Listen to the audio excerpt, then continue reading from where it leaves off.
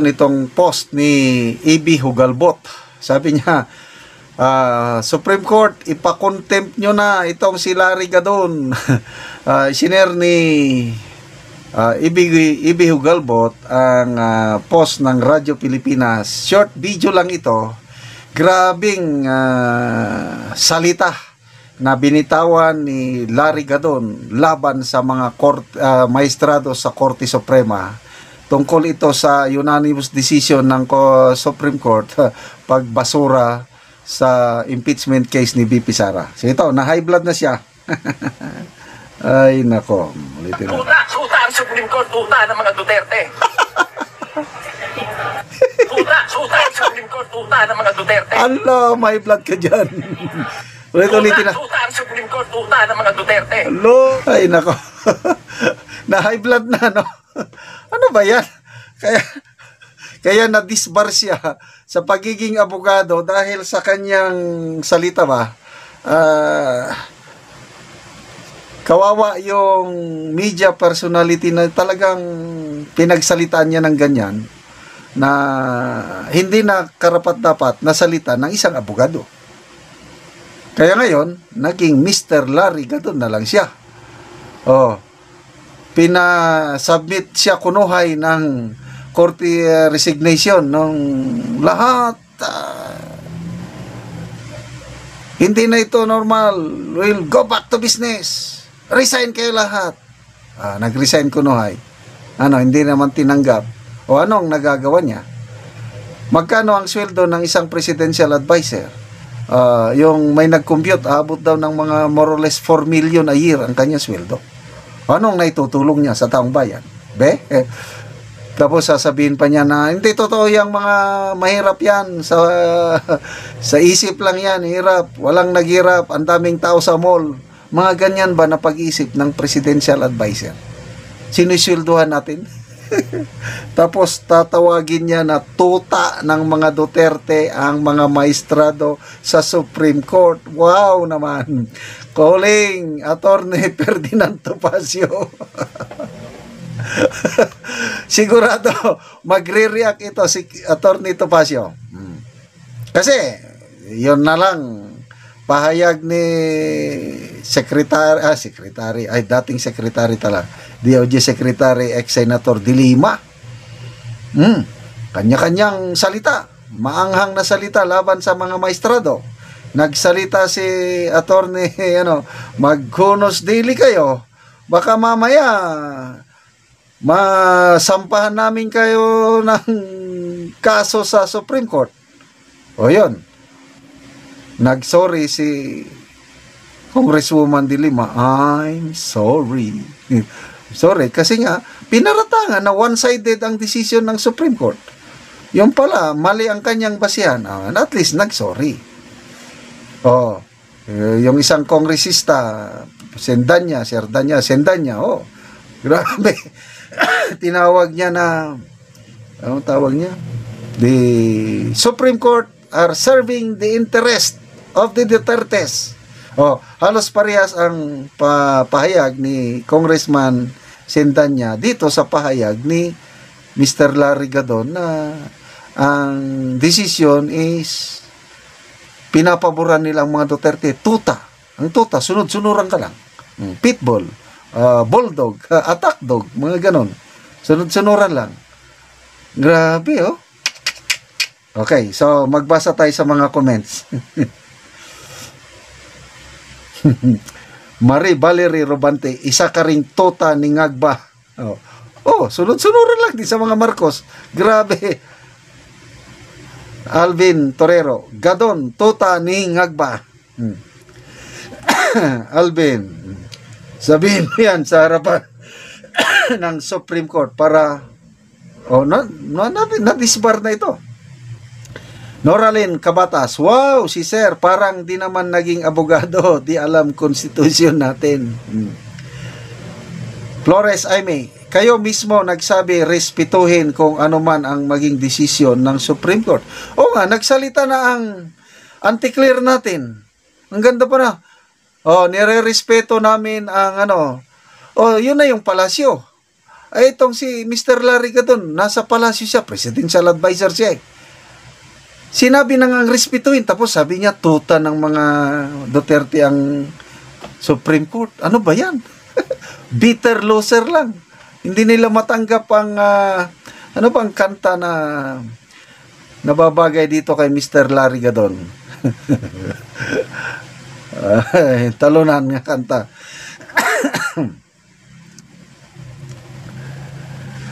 Kulot trip, kawawa ang palaka. Sahad Andal Jr. Nung una, believe ako dito, pero habang tumatagal, may something talaga. Yes, nung Uniteam pa, di ba nagkandidato ito? Pagka senador, natalo lang. Mabuti nga ito hindi nanalo eh. Kasi kung nanalo siya, sayang ang pagiging senador niya. Kasi lumalabas, obob siya, 8-8. Felicidad Tenorio. Naku po, ano ba yan? Be professional naman. Jonathan Alarcon, desperado. Okay lang yan, Gadon. Di ka na abogado. Jocelyn Benitez, respect na lang ta, sir. Mark Baranda, yung gamot na kalimutan at ang inumin. So, abangan natin ha. Miyerkules. Nagsabi si Attorney Topacio, sasampulan nila ang mayabang na kritiko ng desisyon ng Korte Suprema. I don't know kung kailan ito sinabi ni Larry Gadon. Baka siya ang uunahin. So ang mga kandidato na nakikita ko, Congressman Sendanya, Congresswoman Laila de Lima, Senator Kiko Pangilinan, pang-apat na ito. Biruin mo, tawagin ka, maestrado ka, you are the best of the best ng Philippine Judiciary, tapos tatawagin kang tuta ng mga Duterte. Nakakano. Kahit ako, nasasaktan ako para sa ating mga kagalang-galang na maestrado sa Korte Suprema. Humanda lang kayo sa birada ni Attorney Topacio, hindi niya kayo sasantuhin. Bigyan natin ngayon ng opinion reaction nitong article sa ABS-CBN News. Title, Sandro Marcos to follow Palace Q on another impeach case versus Sara Duterte. Kung ano daw ang gusto ng Malacanang, yun ang susundin ni Sandro Marcos tungkol sa posibleng pagsampa ulit ng panibagong impeachment case laban kay BP Sara on February 6, 2026. Ito, Katrina Domingo published July 28. House Majority Leader Sandro Marcos on Monday said that he would have to recuse himself from signing unang perma. Ngayon, umaatras na pornada o na kuryente o whatever. Unang perma from signing another impeachment complaint against Vice President Sara Duterte if the stance of Malacanang is hands off. Ibig sabihin, wala siyang sariling diskarte. Kung ano ang sasabihin ng tatay niya, yun lang susundin niya. Anong klaseng congressman ka? Nung una, sinabi ng tatay niya, huwag niyong ituloy. Siya pa rin ang unang pumirma. Ano ba? Niloloko niyo ba ang taong bayan na huwag? Tapos anak ang unang pumirma. Ito na ngayon. We'll have to see. Ito ang pahayag ni Sandro Marcos. We'll have to see because my role now is majority leader. I have to perform a more balanced view. I'm now wearing a different hat, so to speak. So the answer to that question is, I think, we just have to wait and see. Ano pa?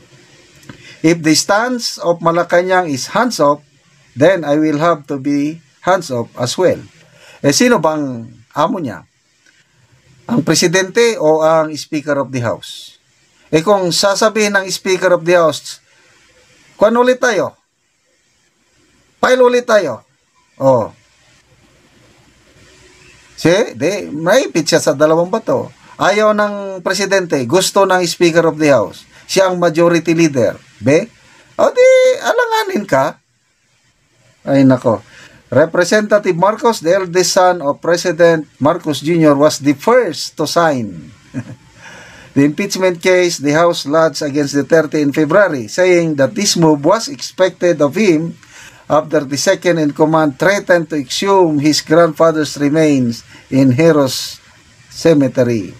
When asked if the shift in tenor was influenced by the administration's failure to clean several crucial posts in 2025 election, Marcos said, I wasn't majority leader then, I'm the majority leader now. Yes, ang rason dyan, takot na kayo dahil diretso inidoro ang mga kandidato nyo. Biruin mo yan, presidente ka, partido mo, Partido Federal, 3 binirang kandidato, pinatakbo. The best kunuhay. Sabi pa niya nung una, 12-0 ang ating target. That's our goal dahil we have the best and the brightest, the most experienced candidates in town. Ang kabila, inutusan lang magbili ng suka, nagkandidato na. O anong nangyari sa Partido Federal? 0. Anong nangyari doon sa partido ng Speaker of the House? Isa lang ang lumusot. Mabuti nga at nakapag-alyansa sila at nandyan yung mga batikan, mga veterano, kahit independent tumakbo si Ping Lacson mananalo. Nasubukan niya na. Lito Lapid mananalo. Sino pa? Lito Lapid. Tito Soto mananalo.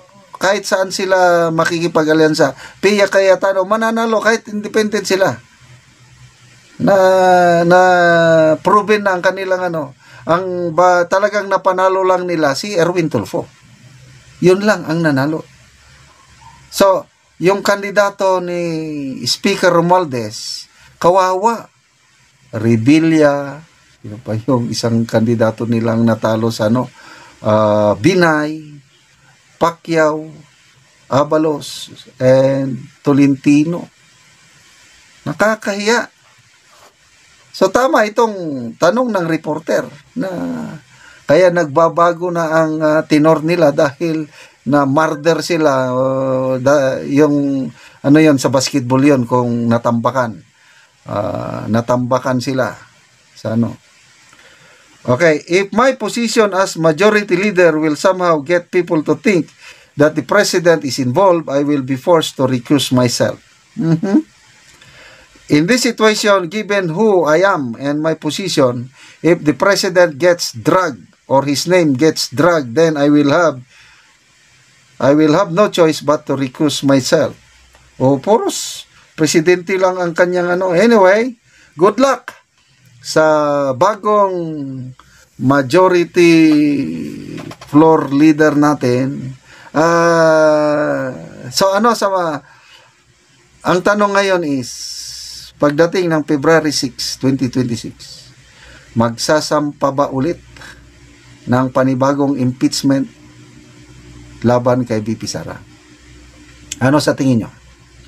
Kung ako ang inyong tatanungin, ang opinion ko is yes.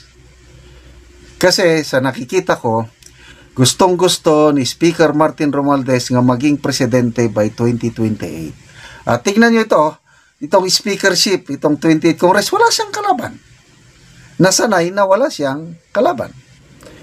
Kaya sa tingin ko, gagawa sila ng lahat na makakaya para maalis nila si VP Sara na hindi siya pwedeng magkandidato sa 2028. Kaya may aasahan ko na may panibagong impeachment complaint. Ayaw man o gusto ng Malacanang. Kasi itong nangyari, itong impeachment na ito, nung una naniniwala ko na ayaw talaga ng Pangulo. Ayaw. Kailang kahit ayaw niya, ang natupad pa rin yung kagustuhan ni Speaker Martin Romualdez. Kaya sa next year, maiipit itong si Congressman Sandro Marcos. Gusto ng kanyang speaker, ang kanyang direct na amo. Ayaw ng tatay niya. So, susundin niya ang tatay niya. I don't know kung anong gagawin sa kanya ni Speaker Martin Romualdez. Ganun lang yun. So, sige. Welcome namin.